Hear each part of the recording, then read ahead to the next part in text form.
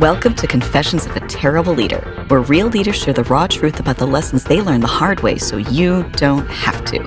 Join our host, Layci Nelson, founder of Transcend Leadership Collective and former terrible leader. On this podcast, we invite you to step into the confessional and get real with the messy stories and behind-the-scenes reality of leadership. Let's get to it. Hello, listeners and watchers, and welcome back to Confessions of a Terrible Leader. I'm your host, and let us not forget, former terrible leader herself, Layci Nelson. I am thrilled to welcome Dana Sherwin to the show. Dana, thank you for your time today. Thank you for this opportunity to have this discussion with you. Appreciate it. Yes, this is something, listeners, that if you've been listening for a while, you'll know I'm going to be very personally invested in this conversation. Dana has created a framework called the Thinking Patient for helping us be better consumers of our own healthcare and advocates for ourselves in our own healthcare. Anyone who's ever dealt with a serious health issue knows that it is just a web that can seem completely incomprehensible, and our health outcomes really are determinant in our current system, in our ability to not only navigate it, but to advocate for ourselves, ask good questions. Dana, educate us. I'm so glad you're here. Tell us, I want to know about what is the thinking patient. Tell us that. I'm sure I'm going to have 9 million more questions. So welcome. Well, thank you, Layci. My journey really began at a very early age. My father worked in the health insurance industry, and he introduced me to various careers. And I knew that I wasn't going to be a doctor or a nurse, but I was really interested in doing something socially important and relevant. And healthcare became very important to me as a direction, as a profession that I could go into, from the management, operations, that kind of side of the equation. And for a master's in healthcare administration, because I was on this path. I was resolute on this path for 35 years, working in various healthcare settings and doing a lot of things. But the thing that I wasn't doing was taking care of my health. And I really didn't pay attention to some early signs in my 20s and my 30s about what was happening to me, because they were symptoms that I could sort of live with until I was in pain. I went to see a few doctors, and they identified that I had a blood clot in the portal vein of my liver, and that I needed to be admitted to the hospital immediately. Oh my gosh. Up until that time, I didn't even have a primary care physician. I was seeing my OBGYN as my primary care physician, which was a very big mistake. In a way, I was very fortunate that my condition was mild enough that I just needed to be monitored. I had a blood cancer disorder, which had a genetic underpinning. And I was just able to live my life for 20 years, being monitored, no medication, but just taking better care of myself until my health crashed and I needed a stem cell transplant. And there was no other cure, and there still is no other cure for this disease. So 5.5 years ago, I had the stem cell transplant, and I'm happy to be here to say that I have had a really good recovery. But the most important thing about my recovery is that I learned so many things about communicating with doctors and taking care of your health that the light bulb went off in my head. With my background as a healthcare administrator, coupled with my experience as a patient with a chronic illness that the only cure was a stem cell transplant, and the kind of healthcare system that you have to be in, all this stuff put together to come up with, okay, how can I use what I've learned? And I did a lot of research on my own, separate from my personal experience, and then said, there must be a better way. How come hospitals, doctors, insurance companies, nobody teaches people fundamental aspects of communicating with doctors and doing the best for your own health? And as you mentioned earlier at the start, being engaged in your care. And one thing actually that the research shows is that being engaged in your care, you have a better chance for better health outcomes. And I say this at the beginning of any presentation that I do on this issue, because I was in the healthcare field and I didn't really realize that or understand that. Yes. Oh my gosh, what a journey. I want to know, how common is it? You would think you would have been set up more beautifully than anyone to be paying attention to your own health, to have a primary care provider. You were right there in it. Is it a pretty common behavior or phenomenon that within the healthcare industry, it is a norm that people aren't necessarily practicing their own best advice? Or do they even give the advice, I guess? Maybe that's a better first question. Well, I do think that people who work in the healthcare field, just like people in other industries, you have busy, active lives in your 20s, in your 30s, your 40s. You have your career, you're raising kids, you kind of have a good level of living. Your focus is not really on your health. Yes, there are people that exercise and eat well, but there are still 50% of the working population has one or more chronic conditions. So there are a lot of people that do not take care of their health. Yeah. But more than that, because of the way the healthcare system is set up, hospitals are set up for urgent emergencies, dealing with acute and chronic issues. Right. Doctors' offices are set up where there are limited appointment times.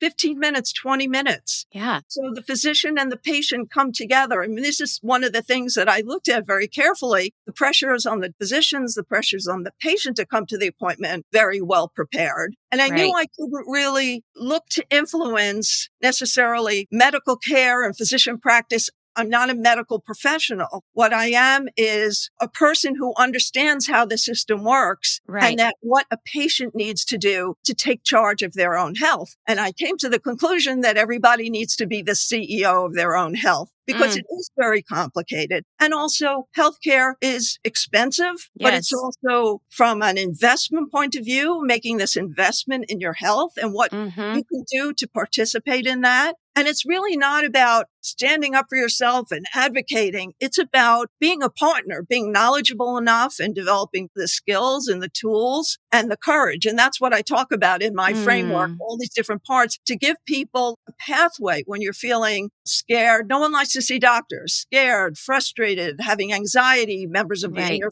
family were sick. Oh, this is going to happen to me. Whatever the reason, you might put off care or don't really pay much attention until you get to the doctor's appointment.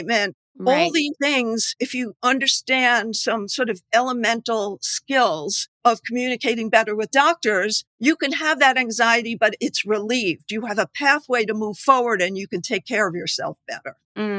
I would love for you to walk me through your framework with an example. So I think that's very common, what you just spoke to. I have medical anxiety because of things I've seen my family go through. And understanding that I'm not one of those people that thinks, oh, it could never happen to me. I'm one of those people that's like, it absolutely could. It can happen to anyone. And that's a big source of anxiety alone. What advice do you give using your framework? Where do you even start? Let's say I have my pick a random screening appointment and I need to go in prepared. Your choice on what the screening is. Walk me through your framework so I can be a better participant. I like how you said it's not necessarily just saying, give me the appointment, advocating for moving things along. It's actually participating and coming in prepared for an appointment. Walk me through that. Yes, absolutely. That word you use, that's the first part of the framework. The first part of the framework is preparation.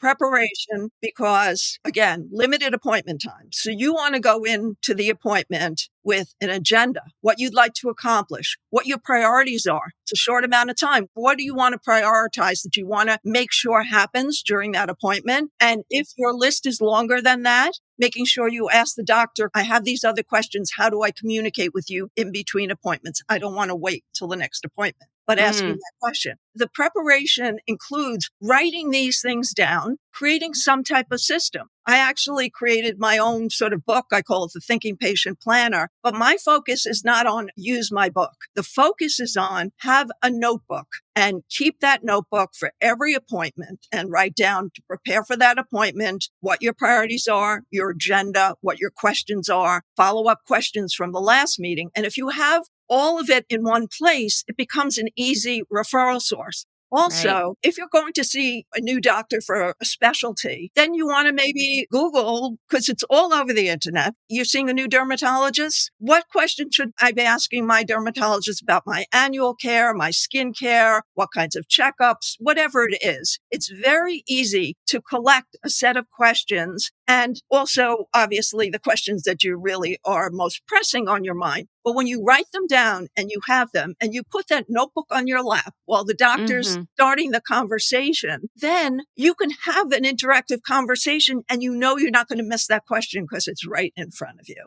So that preparation phase, very important. And that's step one. Okay. Step two is knowing the language. I call it language because it's knowing the language if you have a diagnosis, understanding that diagnosis, understanding and knowing how to pronounce it, knowing how to pronounce the names of your medications, understanding how you ask questions about your medication and interactions and where to find information on your own if you need to. It's about health literacy to the best of your ability, but it's also about educating yourself on your own health and being curious enough and wanting to learn. Like you would learn, let's just say you have a hobby or you're playing chess, or you have to learn the names of things and parts. It's the same thing. People spend so much focus and attention on other parts of their life. Somebody said, if you knew that you were going to live to 100, how do you take care of this beautiful object that's going to live 100 years, taking care of yourself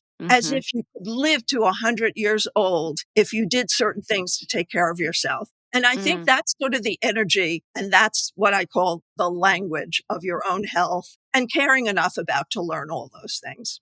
That's wonderful. I have a follow-up question. For those of us that don't have a background in health administration, getting onto the wild, wild web, there's so many voices, any condition, and I'm going to get 15 different opinions about what really caused it. What is your advice for vetting the sources so that you know you're getting education that's going to be helpful, that's valid? What do you look for markers of, okay, I can trust that this isn't written by Bob in his mom's basement all by himself in a vacuum? How do I know that as a consumer? It's a great question. And I get that from friends, family, highly educated people. It's very overwhelming because there is this big, expansive web of information now. So it's about trusted sources and knowing which are trusted sources. It's also about not using Google to be your doctor.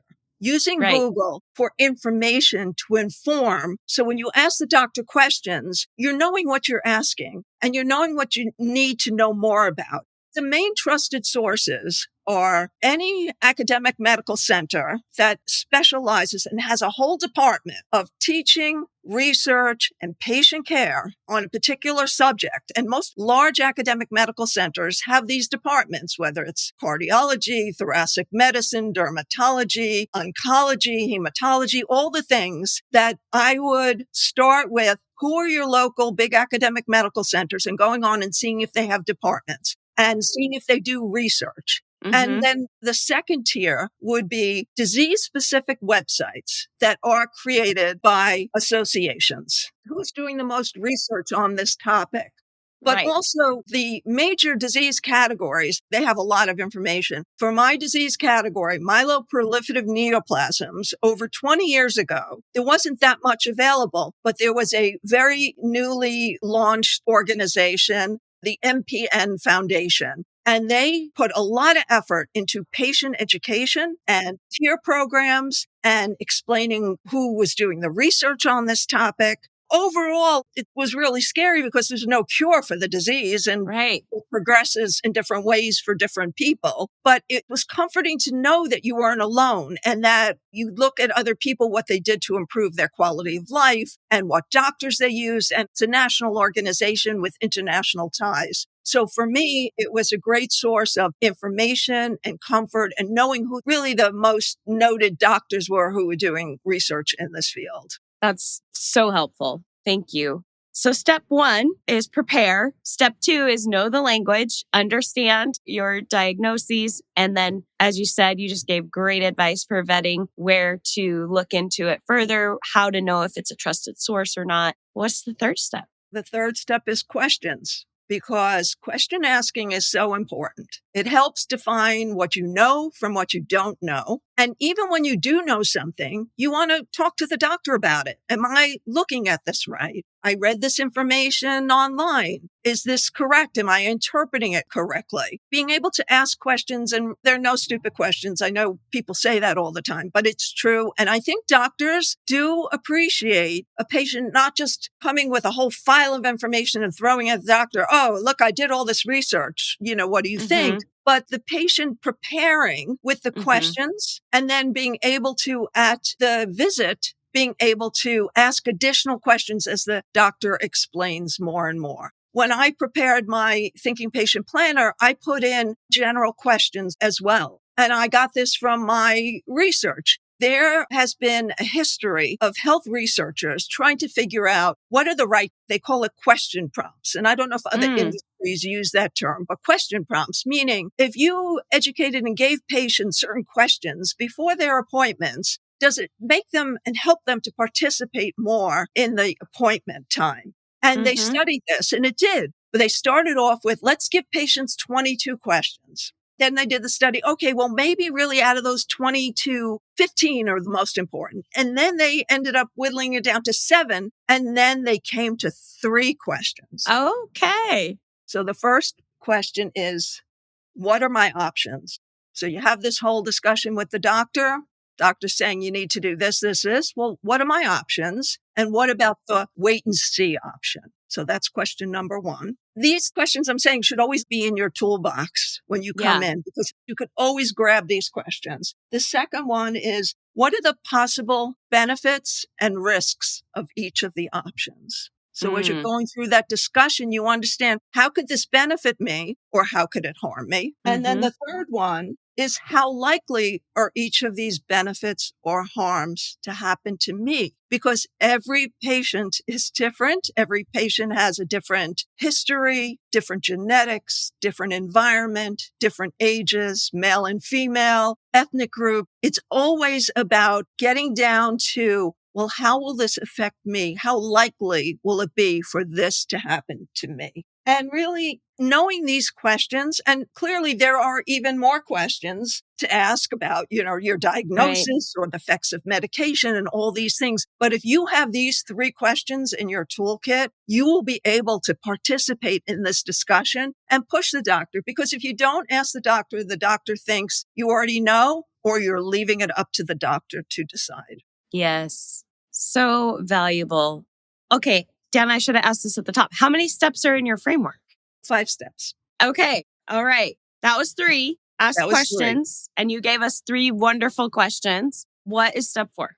The 4th is participation. So this is when you're actually at the appointment and you're having this discussion with the doctor. You need to take initiative and you need to really share your story. Many people withhold personal information. They call it sensitive information. You may know this as whether you smoke, you drink, you take drugs, certain lifestyle kinds of issues, whether you were a recovering alcoholic, you've started drinking. Most people will withhold the information until they feel a comfort level with the doctor. But many times it's so important to share this with the doctor so it can inform, particularly if you're not feeling well, something's off for you. It's really important to share these things. One person gave me this example that he was having these extreme headaches. And until they got to the bottom of why these headaches were happening, he said, well, he quit drinking coffee. And when you've been drinking a lot of coffee and you stop drinking coffee, so this person didn't share it. So as soon as the doctor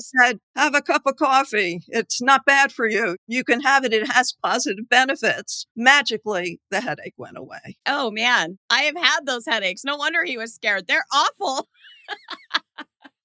Yes. So I think that having really being engaged, and when you write things down, that whole preparation phase and the question phase and all that, then you're prepared to have this dynamic discussion. And in fact, in medical school, they teach doctors about the medical interview process and what that process is. I've always thought, when I did my research and I figured out that's where I started, well, what do they teach doctors in medical school that I should know as a patient, right? Wouldn't that be interesting to somebody? I thought that was really fascinating. Yeah, I love how your brain works. So there were 3 parts to a medical interview, and they all involve this dynamic process between the doctor and the patient, which really reinforces it. But the first is this relationship building and trust building. Mm-hmm. And then the second is information gathering, which is a give and take. It's not just the doctor asking you questions. It's you Right. really sharing fully, the patient sharing fully. And then the third is what's called shared decision making, developing a treatment plan and next steps that are conducive to what the patient wants and what the doctor feels is important. And it's that sharing of information. This wasn't even introduced in medical schools until about 10 years ago, 15 years ago. Medical schools did not have a course on this. So if you get a doctor who's over 45, 50, they will not have taken a course, but obviously they have been practicing long enough to probably have implemented all of that. But when You I hope. discovered this, and then I went around asking my doctors, they give you a course? Most of the doctors said no.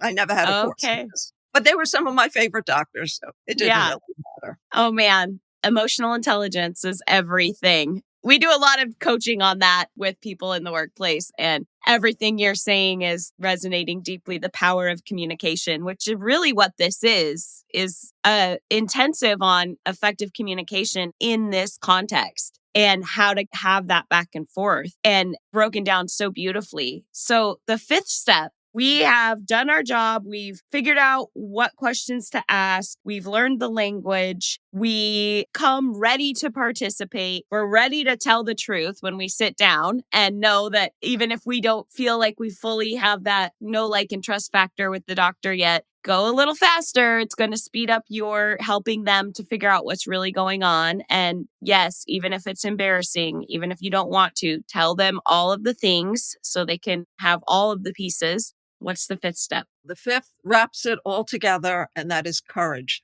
Having the courage to do the hard things, even when you're not feeling well, physically, mentally. Courage coupled with curiosity, being curious about your health and wanting to learn and do better. But courage can be built one very small step at a time. If you do a little better each time for yourself, for your own knowledge, for your own skills, it builds and builds and builds until you have this cocoon of courage around you, no matter what. It stays with you. And this was not something that I had before my whole health crisis started. Right. Because I also had parents that had health issues and family members with health issues. And it was always so sad for me and discouraging for me. And that's probably why I had my head in the sand for most of my adulthood until my health crashed. But as I was studying this and how to create a pathway for people, I felt that having this courage and understanding it and defining it was very important as part of this whole process. And like you said, it becomes this sort of lesson and fundamentals of communication and communicating who you are and what you want for yourself. And I think that's how I couch the fifth part of the framework as courage. Dana, this is incredible. What a gift you have brought to people putting this together. I'm imagining you did not get to this without some missteps along the way, this wisdom you were able to put together without making a few mistakes as a leader. You have a long background in health administration, and we now are going to invite you into the confessional to share your story. None of us are exempt from making tremendous and impressive and not a great way missteps along the way when it comes to our journey of learning how to lead, learning how to communicate. We usually learn through some pain. Dana, please share. What is your story? What is your confession you came to talk about today? The last 7 years before my health crashed, I had probably the best job I had in my entire life, and it was leading a healthcare organization. And I had 400 people in the organization. And so when I look back now, because now the last 2 years have been so focused on helping people with communicating better, when I look back and say, well, what was the mistake? I always prided myself on being a good mentor to other senior leaders in the organization, people who I felt very proud to mentor and bring up to speed. But the thing that I didn't do was help them focus on their communication skills and public speaking skills. Now that as I look back, I think it would have been really important. I helped them with their writing. I helped them with goal setting. But in terms of if you're responsible for, department, an organization, or a professional class of people, to be able to have the courage and the curiosity and the wanting to do skills development, I wish I would have spent time with my senior leaders on sharing with them how important it would be to communicate better in a public setting, whether it's one-on-one or small group or representing themselves in a larger group, from a professional development point of view and also from a business point of view. Yes, so critical. Thank you for sharing that vulnerability of going, man, I missed that. I wish in all of the gifts I brought them, I wish this would have been part of the package. Understanding the value of communication and curiosity in those roles and how critical it is in every aspect of what we do. Those of us that still have that opportunity, we need to jump on that.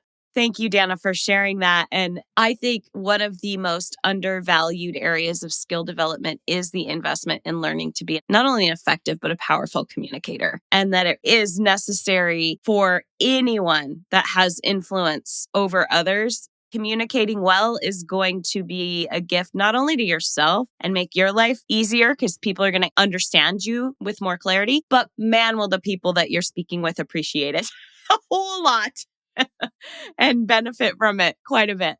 Dana, thank you. I am sure there's people that are already looking in the show notes as they're listening to this to order your book or to order your workbooks. We're going to drop all the links. What is the best place to find you, to learn more about what you do, to connect with you? This has just been a wonderful conversation. How can we get more of you? Thank you. I have a website that reflects sort of the consulting speaking work that I do. It's called thethinkingpatient.com. So you could find me there, communicate with me through there. And also I'm on LinkedIn. It's Dana E. Sherwin. And I post regularly on LinkedIn. I use it as my blog. I use it purposely to post content about patient-physician communication and engaging in health. I cover many different topics. I try to find really interesting things that maybe aren't being talked about, things that people wouldn't normally know, either as everyday people or people representing employers in the HR area. And I post information that I think would be helpful and contribute to the conversation. And all my contact information is on LinkedIn as well. Oh my gosh. Well, I'm running as soon as I, get off this podcast recording, I'm running over to LinkedIn and making sure we're connected. So Dana, thank you. Thank you so much for your time, for your wisdom, for so generously sharing your framework with us today. And I have no doubt that we have listeners that are going to benefit massively with their health outcomes just from your taking this half hour today to share with us. So sincerely, thank you for that. And thank you, Layci. I appreciate it. All right, listeners, you know the drill. Until next time, go manage like a leader. Thanks for listening to Confessions of a Terrible Leader. If you're feeling brave and have your own terrible leader story that you'd like to share, head over to transcendleadershipcollective.com/podcast to fill out a guest application. We'd love to hear from you. Confessions of a Terrible Leader is hosted by Layci Nelson and produced and edited by Fixation Point Productions. Music is by Leif Olson and Mary Scott from the band The Number of Months. Confessions of a Terrible Leader is a free leadership resource offered by Transcend Leadership Collective. If you are ready to refuse the limits of average leadership and join the leadership revolution, visit transcendleadershipcollective.com to check out our offerings for engaging workshops, strategic planning, and more. Thank you so much for listening. Don't forget to like, subscribe, and leave us a review. And until next time, go manage like a leader.